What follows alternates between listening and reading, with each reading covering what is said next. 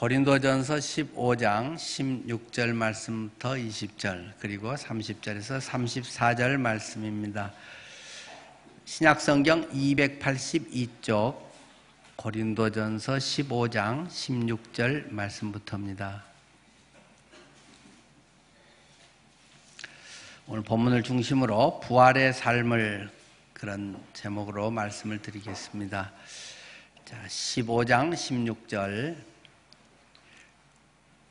만일 죽은 자가 다시 살아난 일이 없으면 그리스도도 다시 살아나신 일이 없었을 터요. 그리스도께서 다시 살아나신 일이 없으면 너희의 믿음도 헛되고 너희가 여전히 죄 가운데 있을 것이요. 또한 그리스도 안에서 잠자는 자도 망하였으리니 만일 그리스도 안에서 우리가 바라는 것이 다만 이 세상의 삶뿐이면 모든 사람 가운데 우리가 더욱 불쌍한 자이리라. 그러나 이제 그리스도께서 죽은 자 가운데서 다시 살아나사 잠자는 자들의 첫 열매가 되셨도다. 30절입니다. 또 어찌하여 우리가 언제나 위험을 무릅쓰리요. 형제들아, 내가 그리스도 예수 우리 주 안에서 가진 바 너희에 대한 나의 자랑을 두고 단언하노니 나는 날마다 죽노라. 내가 사람의 방법으로 에베소에서 맹수와 더불어 싸웠다면 내게 무슨 유익이 있으리요. 죽은 자가 다시 살아나지 못한다면 내일 죽을 터이니 먹고 마시자 하리라. 속지 말라. 악한 동무들은 선한 행실을 더럽히나니 깨어 의를 행하고 죄를 짓지 말라. 하나님을 알지 못하는 자가 있기로 내가 너희를 부끄럽게 하기 위하여 말하노라. 아멘. 이 시간 먼저 우리 김지은 자매님이 간증을 하겠습니다.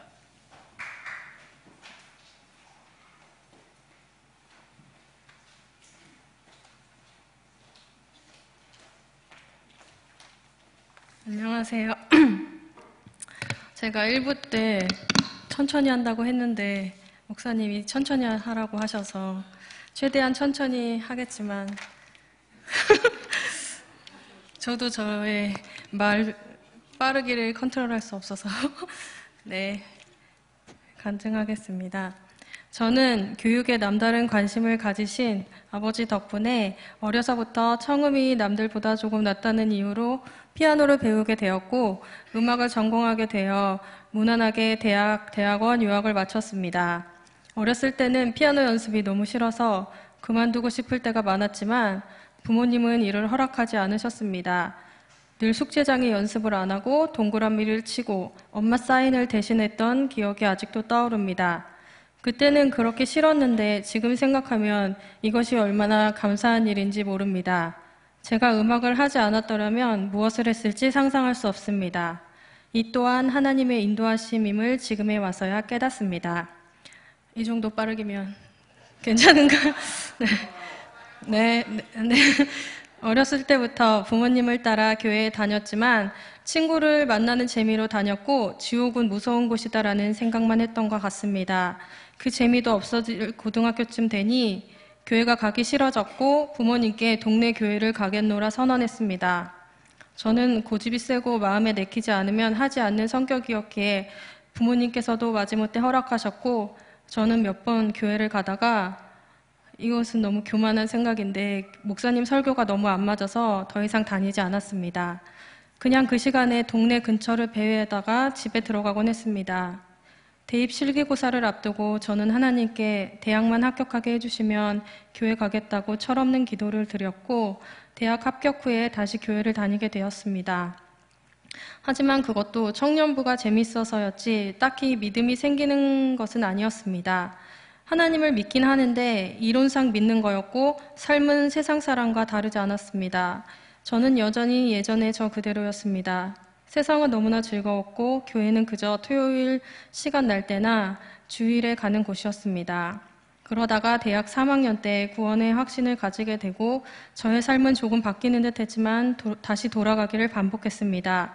주일 예배뿐 아니라 수요 예배도 가끔 갔고 토요 예배와 봉사, 집회, 수련회 등등을 가도 저는 늘 그대로였습니다. 2008년 미국으로 유학을 가게 되자 저의 삶은 더욱 자유로워졌고 마치고 한국에 돌아와서도 마찬가지였습니다. 물론 미국에서도 한국에서도 교회는 다녔지만 저의 껍데기만 왔을 뿐 늘 딴 생각을 하거나 나에게 닥친 일에 대한 생각을 하기 일쑤였습니다. 미국 가기 전에는 아동국 교사, 하소리를 했었는데 돌아오니 안 해도 되어서 너무 편하고 좋았습니다. 늦게 일어나도 되고 주일만 가면 되니 부담도 덜했습니다. 하지만 하나님은 저를 그냥 두시지 않았습니다. 당시 동생이 성가대 지휘자를 하고 있었고 성가대를 도와달라는 부탁에 마지못해 성가대를 하게 되었고 드럼도 땜빵을 하다가 어느새 매주 하게 되었습니다. 기쁨이 없이 하다 보니 저의 표정은 늘 좋지 않았고 동생은 늘 저를 보고 웃으라고 했던 기억이 납니다. 그러던 중에 2013년 집에 어려운 일을 겪으면서 아버지께서 변화되는 모습을 보았습니다. 그 전에도 아버지는 교회 생활을 열심히 하셨지만 중요한 순간에는 이성을 의지하고 세상적인 성공을 추구하는 모습을 많이 보았기 때문에 180도 바뀐 모습이 신기하기도 하고 좋아 보였습니다. 아버지는 더 이상 세상적인 조언을 하시지 않고 성경을 읽으라는 말씀만 하셨습니다. 그리고 재작년부터 말씀 감사에 참여하여 처음으로 말씀을 읽게 되었습니다. 교회를 그렇게 오래 다녔는데 성경을 꾸준히 읽은 적이 없어서 불안했고 실증을 잘 내기 때문에 언제까지 할 수 있을까라는 의문을 가졌지만 이렇게 사는 건 아니라는 생각이 들었고 또 저는 일단 하고 나서 후회하는 성격이라서 시작하게 되었고 지금까지 하고 있습니다.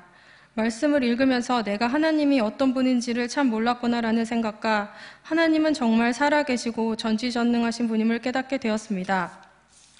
내가 그렇게 원망하여 쓰러져 있을 때도 나를 사랑하시고 내 곁에 계셨다는 것, 지금도 나를 선한 길로 이끄시고 바른 길로 인도하심을 확신하게 되었습니다.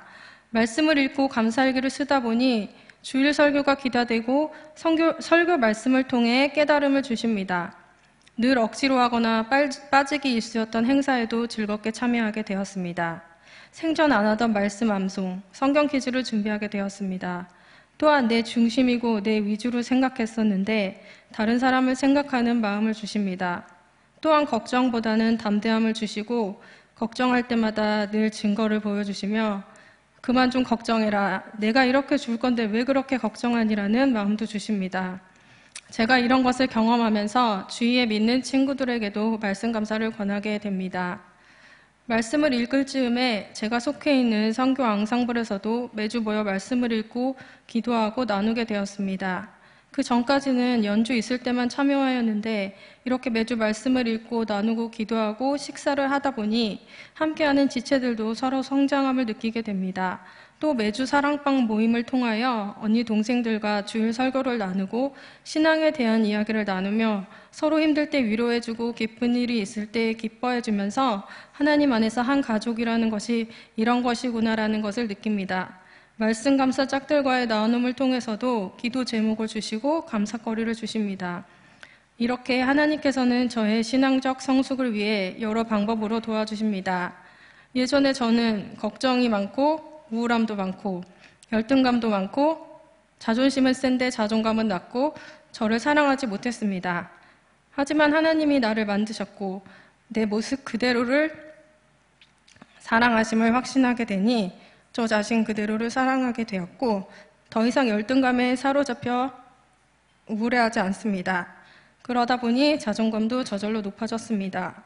또한 하나님은 제가 성공하는 것을 원하시는 게 아니라 제가 성공하는 것은 제가 원하는 것이고 지금 이 자리에서 순종하는 것을 원하신다는 것을 깨닫게 되니 성가대 지휘도 드럼 치는 것도 간증도 부담이 되지 않습니다. 오히려 즐겁게 할 수 있습니다. 제 힘으로 하려고 했을 때는 오히려 지치고 힘들던 일들이 하나님께 맡기니 기쁨이 됩니다. 아직도 저는 종종 연약하여서 욱하기도 하고 실망하기도 하고 걱정하기도 하며 하나님께 혼자 삐지기도 하지만 그것이 오래가지 않습니다. 말씀을 통해 설교를 통해 지체들과의 교제를 통해 위로를 주시고 감동을 주십니다. 어렸을 때는 사소한 것까지 기억하여 부모님께 몇십 번이고 서운한 것을 울고 먹던 제가 요즘에는 잘 까먹는 것도 감사한 일입니다. 끝까지 저를 포기하지 않으시고 오늘도 저를 인도하시며 지키는 지키시는 하나님께 감사드리고 하나님의 선하신 계획을 따라가며 앞으로 하나님을 찬양하는 음악을 많이 만드는 도구로 쓰임받기를 기도합니다. 감사합니다.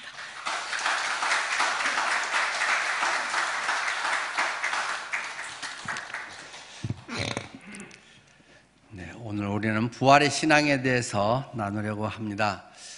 부활, 사도 바울은 이 고린도전서 15장에서 우리가 흔히 말하는 부활장이라고 하는 이것을 통해서 주님의 부활이 얼마나 중요한 것인가, 주님의 부활이 우리의 삶을 얼마나 바꿔놓을 수 있는 것인가 하는 것들을 우리에게 말씀해 주고 있습니다.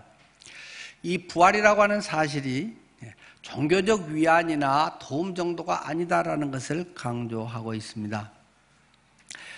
본문 아까 개역 개정판 우리 성경으로 읽었습니다마는 주보 사면에는 메시지 성경의 번역 내용을 실어 두었습니다.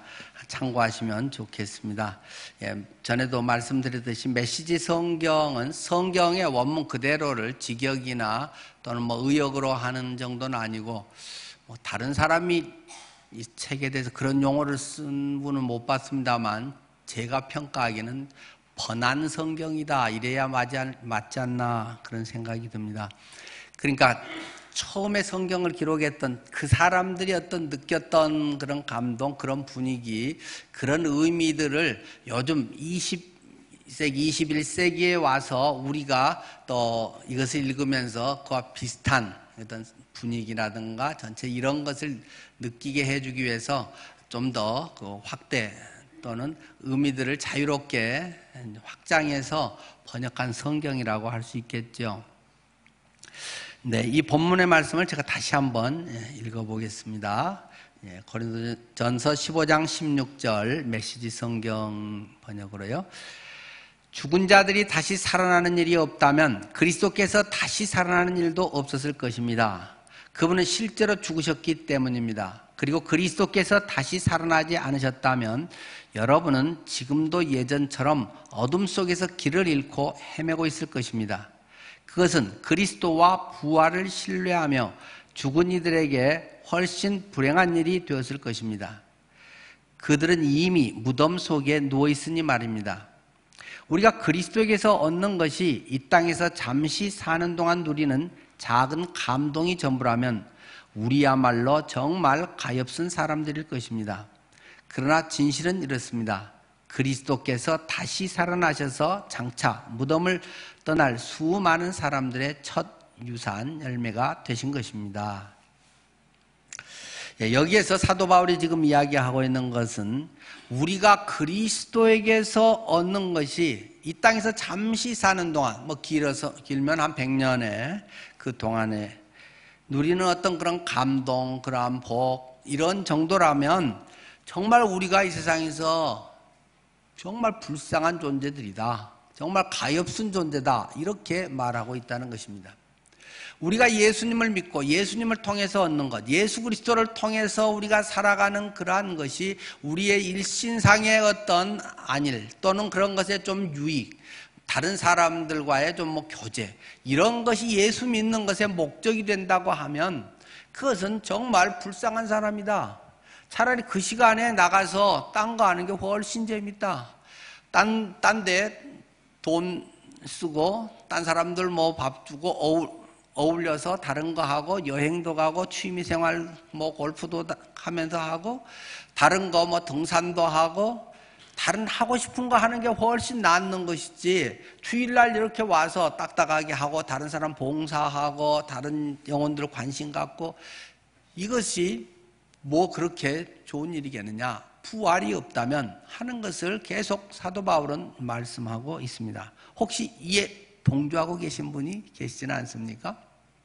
내가 지금 교회에 다니면서 뭐 하고 있지? 하나님이 예배 안 드리고 딴 데 가면 다리를 부러지게 하니까 예배는 어쨌든 해놓고 내 맘대로 해야지. 혹시 그런 것이라면 신앙생활을 처음부터 다시 생각해 보는 것이 좋을 것입니다. 신앙의 어떤 근원, 우리의 믿음의 뿌리가 이 부활이라고 하는 것 속에서 있음을 우리에게 강조합니다. 이 생명, 이 부활의 신앙과 종교라고 하는 것은 굉장히 다른 것이다. 완전히 다른 것이다. 오히려 그렇게 말씀드릴 수 있을 것입니다. 비유컨대 이것은 생화와 조화와 같은 것이라고도 하겠죠. 요즘은 조화도 기가 막히게 잘 만들어서 얼른 보면 이게 생화인지 조화인지 구별이 안 되는 게 참 많습니다. 거기에다가 뭐 요새는 그 아로마 향기까지 그 뿌려서 향기도 나게 하는 것도 많고, 기가 막히게 잘 만들어서 어떤 거는 가서 만져봐야 알고, 만져보고도 어떤 것은 야 이게 진짠가 가짠가 조화와 생화를 구분하기 어려울 정도로 잘 만들어진 것이 많습니다. 그러나 중요한 차이는 무엇입니까? 살아있고 죽어있고입니다. 물론 뭐 꽃꽂이 해놓은 것은 또 시간이 오래 가면 죽기는 하겠지만은 어쨌든 화병에 꽂아두면 살아있는 것은 더 향기를 내기도 하고, 더 나머지 꽃들이 또 줄기에 있는 것들이 꽃망울들이 펴기도 하고, 살아있는 뭔가 역동적인 생명에 움직이고 있는 것을 경험하게 됩니다. 그러나 아무리 멋있게 잘 만들어진 조화라고 해도 뭐 물 담아서 화병에 꽂아두고 영양제를 주고 해도 전혀 아무런 반응이 없다는 것입니다. 시들지도 않고 있는 좋아 보이는 모양 그대로만 항상 유지되고 있는 것입니다. 죽어 있는 것들입니다. 많은 사람들은 이러한 죽어 있는 종교라고 하는 그런 것을 추구하며 살아가는 사람들이 많다는 것입니다. 그럴듯한 종교 의식, 가면 마음이 편안해지고 뭔가 그것을 하고 나면 내가 한 것 같고, 뭔가 죽고 나서도 한 자리는 그래도 내 자리가 예비되어 있을 것 같고, 그런 스스로의 안도감으로 살아가는 사람들이 많다는 것입니다. 만약에 그런 것이 예수 그리스도 믿는 정말 핵심이라고 하면, 예수님을 믿어서 우리가 얻는 것이라고 하면 그거는 근원적으로 잘못되어 있는 것이다. 우리가 정말 가엾은 불쌍한 속고 있는 인생들이라고 하는 것을 말씀해 주고 있습니다. 부활이 만약에 없다면 복음이고 뭐고 또 뭐 죄인이고 의인이고 천국이고 지옥이고 이런 건 다 거짓부렁이고 뭐 그런 것 안 믿어도 된다는 것입니다. 교회 안 다녀도 된다는 것입니다. 스피노자가 말했듯이 인간은 죽음이 두려워서 종교를 만들었다, 이런 유명한 말을 하지 않았습니까? 종교라고 하는 것은 인간이 죽음이 두렵기 때문에 가상으로 사람들이 거기 위안에 어차피 뭐 증명할 수 있는 건 아니기 때문에 이 세상에서는, 그래서 죽음이 두려워서 인간들이 만들어낸 어떤 영성을 불어넣는다든지 어떤 의식을 만든다든지 교리를 만들어서 그러한 것으로 사람들을 끌어들이고 마음에 어느 정도 위안을 주는 이런 것이 종교라고 스피노자는 이야기하고 있습니다. 흔히 사람들이 많이 기억하고 있는 그 명언이 있죠. 뭐 이것에 대해서는 스피노자가 진짜 한 말이냐 아니냐 뭐 논란이 있습니다만은, 하여간 우리가 많이 기억하고 있는 것은 비록 내일 지구에 종말이 온다고 할지라도 나는 오늘 한 그루의 사과나무를 심겠다 하는 것을 사람들이 많이 기억하고 있습니다. 이것은 무슨 뜻이겠습니까? 비록 내일 지구에 종말이 온다고 할지라도 나는 오늘 한 그루의 사과나무를 심는다. 그래, 내일 오는 종말을 내가 어쩔 수 없고 나는 오늘 내가 할 수 있는 일을 성실하게 한다. 흔히 그렇게 생각하지만 본질적인 말은 그런 것 아닙니다. 지구의 종말이라는 것은 없다는 것을 스피노자는 이야기하고 있습니다. 종말이고 뭐고 지옥이고 천국이고 그런 헛소리 말아라. 내일 뭐 지구에 종말이 옵니다 어쩝니다 그런 소리 집어치우고, 내일 비록 지구에 종말이 온다고 할지라도 나는 오늘 한 그루의 사과나무를 심는다. 나는 오늘 그냥 내일 할 거야. 나는 그냥 내가 옳다고 생각하고 내가 생각하고 있는 거 하나씩 그냥 나는 그걸 할 뿐이지, 니들 뭐 하나님이고 어쩌고 종교고 그 종말이고 이따위 소리 하지 마. 그것을 강조하기 위해서 한 말이 이런 유명한 명언이라고 하는 것입니다. 사도 바울은 말하고 있습니다. 만약에 부활이 없다면, 만약에 종말이 없다면, 만약에 하나님의 심판이 없다면 예수 믿을 필요 없는 것이다. 그건 다 가짜다. 주님이 계십니다. 할렐루야. 뭐저거 뭐 하고 있는 지금 이건 다 쇼하는 거고, 예수쟁이들이 뭔가 헷가닥해서 예수쟁이들이 그냥 자기들 위안되고 뭐 종교 여러 개 중에 하나를 골라서 하고 있는 것에 불과한 것이지, 부활이 없다면 그거 하나 소용없는 것이다. 그러나 바울이 말하려고 하는 것은 무엇입니까? 부활은 분명하게 있다. 그렇기 때문에 이것은 너무 중요한 것이다. 그렇기 때문에 예수님을 믿어야 된다. 예수 믿지 않으면 영원한 멸망이다. 죽어봐야 한다고 하는 것은 어리석은 말이다. 그때는 이미 늦어버린 것이다 라고 말하고 있습니다.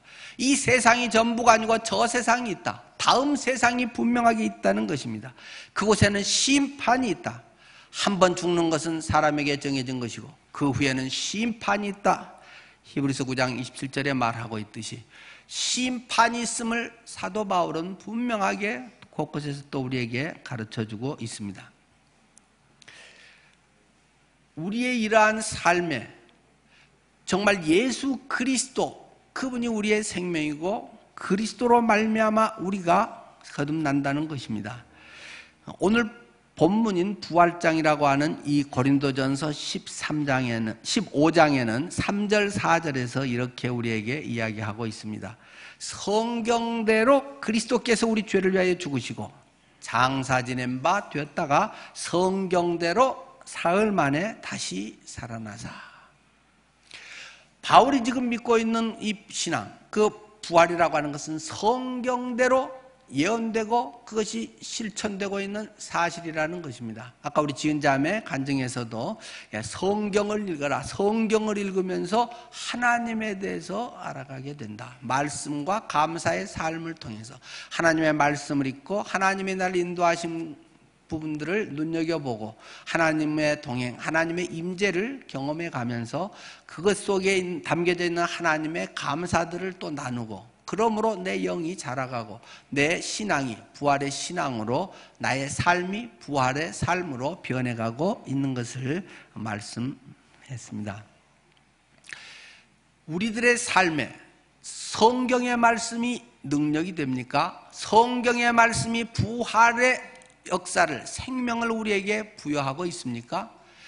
여러분들이 성경을 읽을 때 이것이 내가 너희에게 말하는 것이 영이요 생명이라고 주님께서 말씀하신 것처럼 영이요 생명으로 우리들 속에 경험되고 하나님의 영이 내 영으로 서로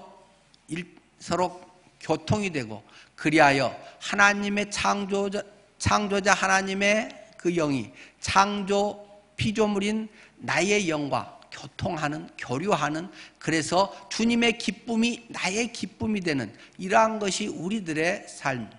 그분이 영원하시기 때문에 그분의 부활의 영생의 삶이 나의 오늘 영생의 삶으로, 부활의 삶으로 동일하게 일체되어 가고 있다는 사실들을 여러분은 경험하고 계십니까? 말씀을 통해서 성령의 감동으로 기록된 말씀이 성령의 감동으로 내 속에 경험되어서 레마의 말씀으로 깨달아져서 살아있는 말씀으로 내게 부딪혀 와서 지식을 뛰어넘는, 교리와 이론을 뛰어넘는 생명의 말씀으로 나를 변화시켜버리는 것을 부활의 신앙을 통해서 우리는 경험하게 되는 것입니다.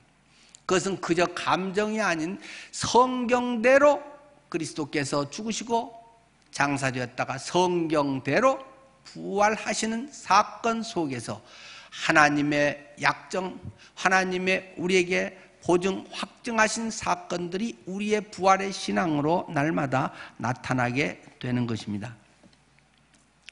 그래서 우리는 예수님을 믿어서 심판이 아닌 영생을 얻게 되었다고 예수님이 선언하신 것을 기억하실 것입니다. 요한복음 5장 24절이죠. 내가 진실로 진실로 너희에게 이르노니 내 말을 듣고 또 나 보내신 이를 믿는 자는 영생을 얻었고 심판에 이르지 아니하나니 사망에서 생명으로 옮겼느니라. 주님께서는 너희가 심판에 이르지 아니하나니 사망에서 생명으로 옮겼다고 우리에게 말씀하면서 주님과의 교통 속에 주님의 생명과 우리의 생명이 하나 되는 하나님의 영생 안에 접붙임된 우리들의 삶의 모습을 설명해 주고 있습니다. 우리는 두 번째로 부활신앙을 가진 사람들의 삶의 뿌리에 대해서 우리가 눈여겨볼 필요가 있습니다. 주보 사면에 이 고린도전서 15장 30절에서 33절 말씀 기록했는데요. 봐주시겠습니까? 내가 이토록 위험한 일에 목숨을 거는 이유가 무엇이겠습니까? 나는 살면서 하루도 빠짐없이 죽음과 직면합니다. 여러분은 내가 부활하신 메시아 예수께서 보증해 주신 여러분의 부활과 나의 부활에 대한 확신도 없이 일을 하고 있다고 생각하십니까? 여러분은 내가 에베소에서 나의 최후가 되지 않기를 바라면서 사나운 짐승들과 싸울 때 그것이 단지 영처럼 행동하려고 한 것에 불과하다고 생각하십니까? 결코 그렇지 않습니다. 내가 행하고 말하는 것, 내가 사는 방식을 뒷받침하는 것은 부활, 언제나 부활입니다. 부활이 없다면 우리는 내일이면 죽을 테니 먹고 마시자고 할 것입니다. 그리고 그것이 전부일 것입니다. 그러나 속지 마십시오. 부활을 반대하는 잡담에 물들지 마십시오. 나쁜 친구가 좋은 행실을 망칩니다. 우리가 행하고 있는 것, 우리가 말하고 우리의 모든 삶의 구체적인 실체 내용들, 그것을 뒷받침하는 바탕은 부활이다. 우리 그리스도인의 모든 신앙의 바탕은 부활이라는 사실입니다. 부활이 있기에 사도행전이 있다는 것입니다. 부활이 있기에 제자들이 완전히 변화된다는 것입니다. 부활이 있기에 모든 예수 그리스도를 영접한 사람들이 부활의 증인으로 살아갔고, 그 결과 오늘 우리가 예수님을 믿게 되고 우리를 통해서 또 다른 주님 오실 날까지 복음의 역사가 계속 이어져 간다는 사실입니다. 물론 계속 강조해서 말씀을 드리지만 이 부활이라고 하는 것은 십자가와 부활이 한 세트로 하나로 묶여져 있는 것을 지금 대표적으로 부활이라고 하는 것입니다. 그리스도의 십자가를 통해서 이 부활의 새 생명, 죽어서 끝난 것이 아니라 새 생명으로 새로운 피조물로서 우리가 완전히 거듭났다. 주님을 알아갈수록, 그리스도를 닮아갈수록 우리 속에 그러한 역사가 일어난다는 것입니다. 이것은 우리의 힘과 의지로만 되는 것은 결코 아닙니다. 우리의 모든 가치관, 우리의 모든 능력, 우리의 사망을 이기는 힘, 새 생명의 영생, 새로운 모든 삶의 방식은 그 근원의 능력이 부활에 있다는 것입니다. 예수 그리스도 전능하신 그분, 부활하신 그분이 내 속에 쏙 들어와서 내 속에 계시기 때문에 그분의 힘으로 이러한 일들을 경험한다는 것입니다. 내가 그리스도와 함께 십자가에 못 박혔나니 그런즉 이제는 내가 사는 것이 아니오 오직 내 안에 그리스도가 사시는 것임을 경험하는 것이 그리스도인의 삶, 정상적인 하나님 자녀의 삶이라는 것입니다. 그것이 부활의 신앙이고 내 속에 하나님의 능력이 경험되는 것임을 가르쳐주고 있습니다. 어떤 우리의 교훈적인 그런 것만으로는 다른 세계 종교도 얼마든지 사람을 많이 변화시킬 수 있는 것들이 있습니다. 좋은 감동적인 영화도 사람을 변화시킬 수 있는데 좋은 경전에 좋은 말들이 얼마나 경전들에 많이 있습니까? 다른 경전에 있는 말은 다 틀린 말인가요? 그렇지 않습니다. 웬만한 책, 고전 베스트셀러보다 훨씬 좋은 말들이 경전에는 많이 있습니다. 다 틀린 말들 아니고 굉장히 좋은 말들도 많이 있습니다. 그러나 그것은 근원적으로 조화와 생화와의 차이처럼 그 속에 예수 생명, 영생에 이르는 부활에 이르는 것은 오직 예수 그리스도의 부활을 통해서 이루신 하나님의 이 복음밖에는 없다는 것을 성경은 우리에게 증언하고 있는 것입니다. 그것이 여러분들 속에 경험되지 못하는 내 것이 되지 않는 신앙은 기독교라고 하는 울타리를 뺑뺑 돌고 있는 것이고 그런 의식 속에 자기 스스로 위안을 받고 그런 어떤 교리 속에 안주하는 것이지 내 영혼에 내 영에 우리의 하나님의 형상으로 창조된 우리의 영 속에 하나님의 영과 교통돼서 나타나는 참된 평강과 만족과 주의 기쁨, 그 속에서 나의 소명, 나의 삶의 원천 능력들이 그 속에 있는 것은 아니라는 것입니다. 예수 그리스도가 제외된 것에는 생명이 없기 때문에 내가 곧 길이다, 내가 곧 진리다, 내가 곧 생명이기 때문에 그분을 통하지 않고는 하나님께로 올 자가 없다는 것을 성경은 우리에게 강조하고 있는 것입니다. 여러분의 삶이 부활의 삶입니까? 부활의 신앙에 여러분은 뿌리내리고 있습니까? 이것은 100번 이야기를 해서 되는 것은 아닙니다. 아무리 사랑을 이야기한다고 사랑을 사람들이 느끼는 것은 아닙니다. 아, 사랑이 저런 거구나 하고 본인이 사랑할 때 누가 못 말릴 정도로 그 속에 그것은 자기가 경험되는 것이지 우리가 사랑을 잘 설명해서 되는 건 아닙니다. 그래도 그것을 설명은 하기는 해야 되기 때문에 이렇게 말씀드리고 있는 것입니다. 성경을 통해서 그분께 나가고자 하고 그것을 깨닫고자 하고 말씀이 믿어질 때 성령의 감동함 가운데서 살아있는 말씀으로 내 속에 꿈틀거리면서 순간에 그것은 내 속에서 역사가 일어나게 됩니다. 물론 그리고 그것이 지속적으로 점점 더 내 속에 무르익어가고 커져가고 모든 나의 삶을 또 주관하게 되는 것이죠. 자, 세 번째로 우리 부활신앙을 가진 사람들의 삶의 모습에 대해서는 이 15장 34절에 우리에게 말씀을 하고 있습니다. 똑바로 생각하십시오. 깨어나 거룩한 삶을 사십시오. 더 이상 부활의 사실에 대해 오락가락하지 마십시오. 지금 같은 시대에 하나님을 알지 못하는 것은 여러분이 부릴 사치가 아닙니다. 건방 떨지 마십시오, 이런 말이죠. 이러한 일을 오랫동안 방치하다니 여러분은 창피하지도 않습니까? 라고 지금 사도 바울은 고린도 교인들을 향해서 이야기하고 있는 것이죠. 이런 부활의 신앙 속에서 잘 분별해서 생각하라, 똑바로 생각하라, 깨어나서 거룩한 삶을 살 것을 이야기하고 있습니다. 이 부활에 대해서 오락가락하고 머리로만 뭐 이렇게 알고 그래봐야 아무 소용이 없다는 것입니다. 간절히 추구해 나가는 데서 과정상 그런 이제 묵상이나 이런 게 도움은 될 수는 좀 있겠지만 된 것과 안 된 것은 완전히 틀린 것입니다. 그리스도가 내 안에서 살아 일하는 것과 우리가 기독교를 믿어서 뭐 좋은 어떤 것을 따라가는 것과는 굉장히 틀린 것임을 그는 각자 자신이 아는 것입니다. 되면 아는 것이고 모르는 것은 안 됐기 때문에 모르는 것입니다. 그러나 한 가지 예외가 있다면 그렇게 됐어도 제대로 그것에 대해서 배우지 못했거나 너무 미성숙하거나 이제 상황이 그냥 그때만 잠깐 됐다가 여러 가지 멀리 가 있다거나 이러면 그런가 저런가 하고 헷갈리는 수가 있지만은 기본적으로는 명확한 것입니다. 잘 모르겠다, 뭔 소리야, 그런 것 같긴 한데 아직 안 된 겁니다. 그냥 그렇게 생각하면 되게 속편한 것이고 되면 그냥 하고 그냥 아는 겁니다. 이거는 꼭 가르쳐줘야 하는 거 아니고 설명해줘야 하는 거 아니고 그냥 사랑하면 이게 사랑인가 하고 뭐 그냥 자기가 되게 아는 거죠.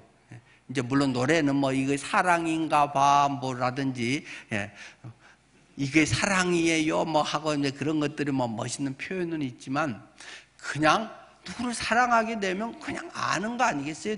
대강 정도 차이는 있고 뭐 방법 차이는 있겠지만 주님이 내 안에 주인 되시고 주님이 부활의 영으로 함께 하시고 내가 그리스도를 믿어서 그리스도의 영이 있는 거는 그냥 아는 겁니다. 이거는 알아지는 것입니다. 네. 여러분들 속에 왠지 모르는 그런 평안이 있습니까? 왠지 모르는 주님의 말씀이 내 속에 그렇게 경험됩니까? 하여튼 이 말은 조금 이제 막연한 이야기도 될 수 있습니다만은 여러분들 속에 그거는 성령이 가르쳐 주십니다. 성령이 깨닫게 하십니다. 성령이 인치신다. 도장 찍어서 하나님의 자녀로 되게 하시고 성령이 내 마음 속에 확증하시기 때문에 꼭 자세히 뭐 말 안 해줘도 그냥 알게 돼 있는 것입니다. 부활에 그래서 똑바로 생각하십시오. 깨어서 거룩한 삶을 사십시오. 그런데 그게 됐다고 해서 모든 게 가만히 있어도 뭐 일사천리로 되고 그냥 뭐 성숙하게 되고 그리스도의 형상을 닮아가고 그렇지는 않습니다. 우리가 똑바로 생각해서 거룩한 삶을 사는 것이 필요합니다. 예수의 영을, 나의 존재 가치, 내가 누군가를 분명히 아는 것입니다. 내가 누군가라는 것을 확증하는, 내가 예수님 짤이다. 내가 이런 귀한 존재다라는 것을 성경을 통해서 깨닫게 되고 그것을 실제로 자기가 경험해가는 것을 우리는 그리스도인의 성숙해져가는 삶이라고 하는 것이죠. 에베소서 5장 16절부터 18절은 말합니다. 세월을 아끼라 때가 악하니라. 그러므로 어리석은 자가 되지 말고 오직 주의 뜻이 무엇인가 이해하라. 술 취하지 말라. 이는 방탕한 것이니 오직 성령으로 충만함을 받으라.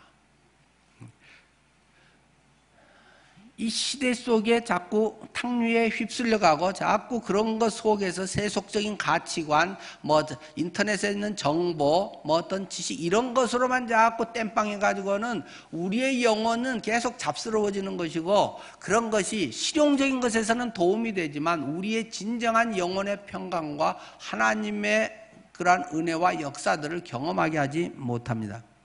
그렇기 때문에 우리가 생명의 만나를 늘 추구해야 되고 하나님의 말씀을 향해서 옛사람을 벗어버리고 새사람을 입으라. 그런 그리스도를 향해 나아가는 그리스도의 푯대를 향해서 달려가는 그러한 자세가 우리에게는 늘 필요한 것이죠.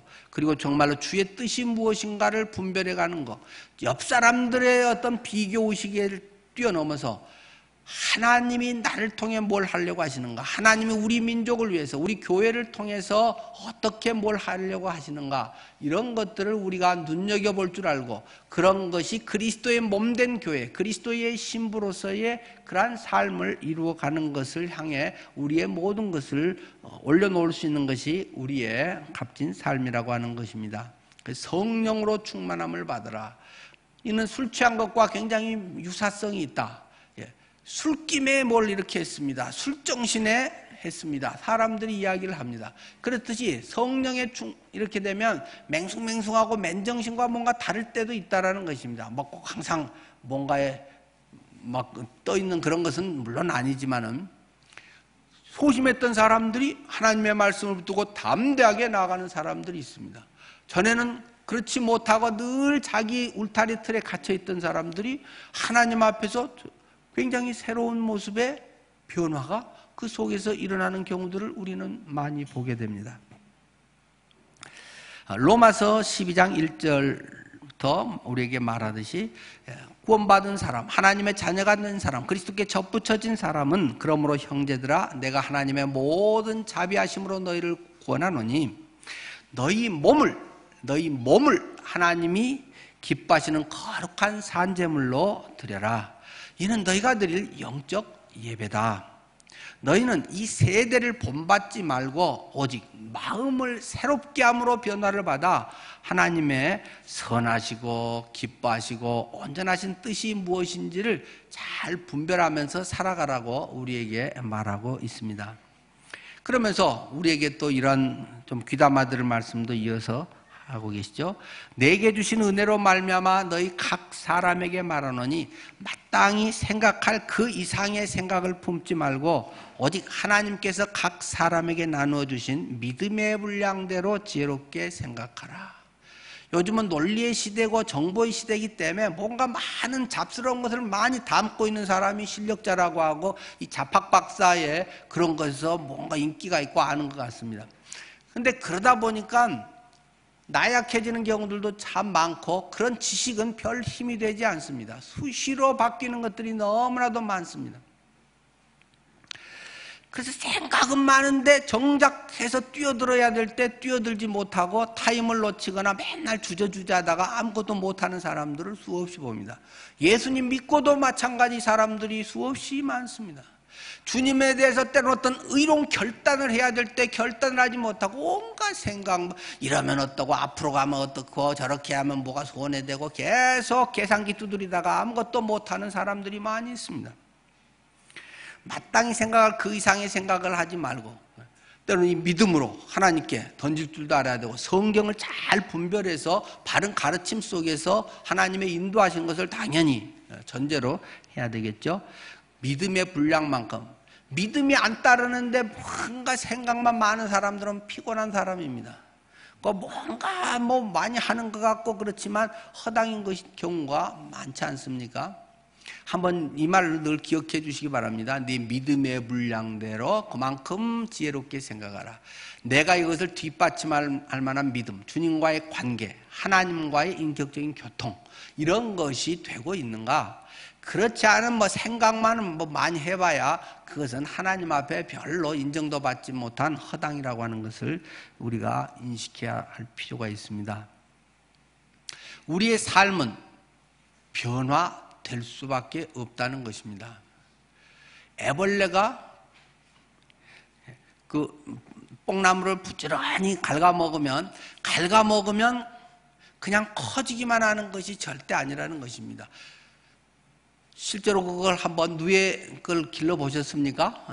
저는 길러본 적이 있습니다.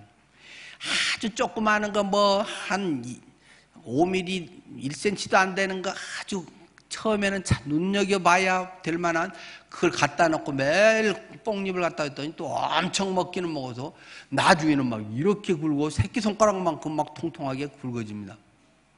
그런데 언젠가부터는 잠잠해집니다. 막 씨를 내서 하얗게 엄지손톱만한 이만큼 고추가 됩니다. 우리는 얼른 따가지고 냄비에 물 끓여서 싹 넣어서 이제 명주실 뻗고 번데기 해서 뻔뻔하면서 이제 팔거나 먹거나 하잖아요. 근데 가만 놔두면 어떻게 되나요? 조금 있으면 날개가 나옵니다.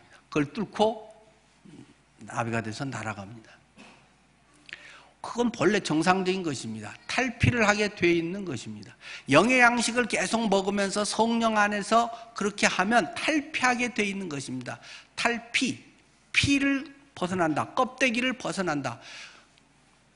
애벌레의 모습과는 전혀 다른 나비의 모습으로 2차원적 기어다니는 삶에서 3차원적 공간에 날개를 퍼덕이면서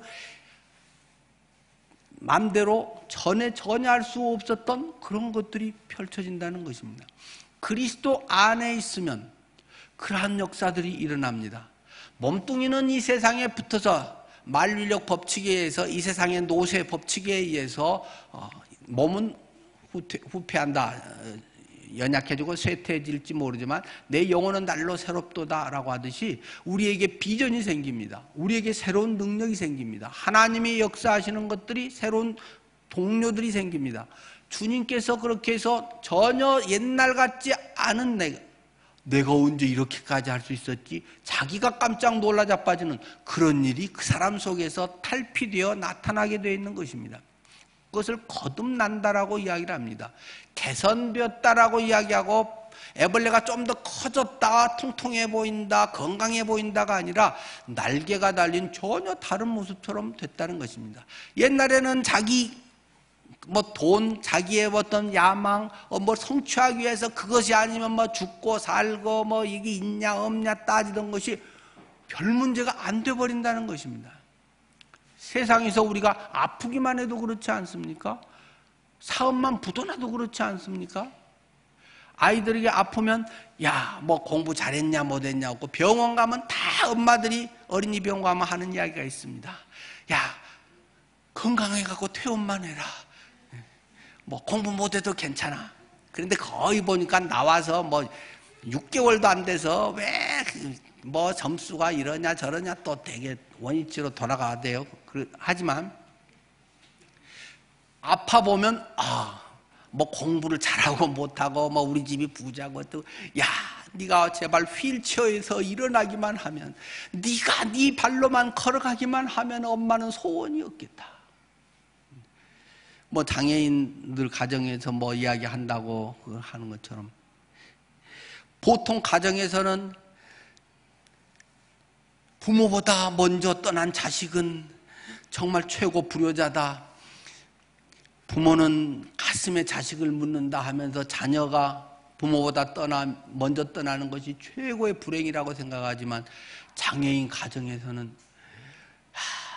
네가 나보다 하루만 빨리 죽었으면, 내가 네보다 하루만 더 오래 살았으면, 뭐 그런 얘기 쭉 하잖아요.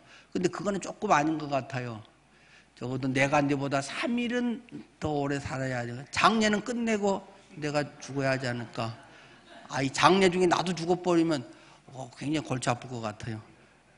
뭐 이런 것을 이렇게까지 표현하는 건 오히려 무례가 될지 모르겠습니다만, 저는 병원에서 그런 분들을 수없이 만났거든요.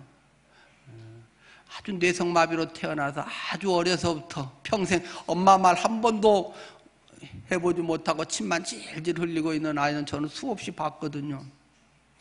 그 엄마들이 맨날 와서, 그 장애인 아이들은 계속해서 뭐 이게 절단 장애 아이들이랑 하면 그게 뭐 의족 한 번 맞춰서 되는 게 아니라 계속 커가면서 계속 새로 의족 맞추고, 의족 맞출 때마다 닿는 데가 쓰리니까 또 이게 피부가 까져가지고 계속 울고 안 한다 그러고 싸우고, 또 하면 그것도 막 수십만 원씩 막 100만 원 단위씩 하는 거 또 의족 맞추고, 뭐 계속 그래서 평생 살고.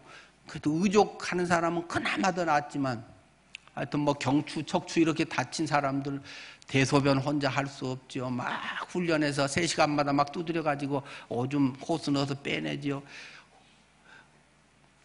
하여간 우리가 보통 바라는 기준과 그분들은 굉장히 다릅니다. 우리들의 삶에서 조금 다치고 어떤 이런 장애만 있어도 사람들의 가치관이 막 달라지지 않습니까? 그런데 예수의 생명이 있고 하늘의 생명이 있고 주님이 내 안에 계신 사람들은 가치관이 막 굉장히 달라진다는 것입니다. 그것이 정상이라고 하는 것입니다. 해야지가 아니라 나비가 됐는데 나비가 막 계속 기어다니고 있다. 기어다니는 게 어렵지 나비가 펄럭이면서 날아가는 게 어렵겠습니까?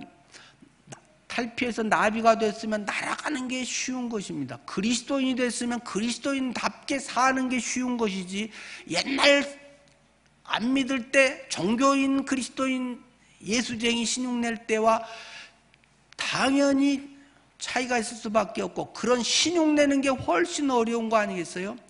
예수 안 믿는 사람처럼 사는 게 어려운 거지, 예수 믿는 사람이 예수님 믿는 사람처럼 사는 게 훨씬 쉬운 거 아닙니까? 그렇잖아요? 예, 두 사람 빼고 다 그런 것 같습니다. 네. 예수의 생명이 있으면 예수의 생명 있게 사는 것이 제일 쉬운 것입니다. 안 그럴 때 아이고 내가 왜 그랬을까 하고 마음이 불편하고 괴로운 거죠. 주님의 사랑으로 이렇게 베풀어야 되는데 그 마음이 있는데 안 그러면 계속 집에 와서도 마음이 괴롭고 그런 거잖아요. 그럴 때 그냥 딱 사랑을 하고 용서를 하고 통 크게 받아들이고, 이게 쉬운 거지, 안 그러려고 하는 게 훨씬 어려운 것입니다. 왜요? 예수의 생명이 있으면, 주님의 마음이 있으면, 주님의 사랑이 내 속에 있으면 그게 어려운 겁니다. 참으려고 해서 뭐 70번, 60번에 7번까지도 참으라, 그러고 말고 할 필요가 없는 것입니다. 그냥 용서가 되고 사랑해주고 불쌍해지고 그냥 내가 안 해야지, 그냥 그런 마음이 생기고 안 하려고 하는 것이 고통스러운 것에서 하나님 안 하려고 하니 이렇게 고통스럽습니다. 내 육신이 아직도 이러네요. 하나님 나를 불쌍히 여겨주세요. 하나님 주신 마음대로 갈게요. 그리고 해보면 얼마나 편합니까? 그게 얼마나 더 좋은가요? 그리스도인의 부활의 영이, 부활의 삶이 우리들 삶에 자연스럽게 그냥 흘러나와 버리기를 바랍니다. 그것이 정상적인 그리스도인의 생활이다. 하나님께서 우리 속에 이루어 가시는 것이다. 그것은 주님 앞에 거룩하게 하고 주님의 말씀을 사모하면서 그냥 뽕잎을 부지런히 그 뇌가 갉아먹으면 자기도 모르게 그렇게 되어버린다는 것입니다. 그런 유전자가 그 속에 내재되어 있어서 그 뇌는 그렇게 되게 되는 게 생태적으로 만들어져 있는 것입니다.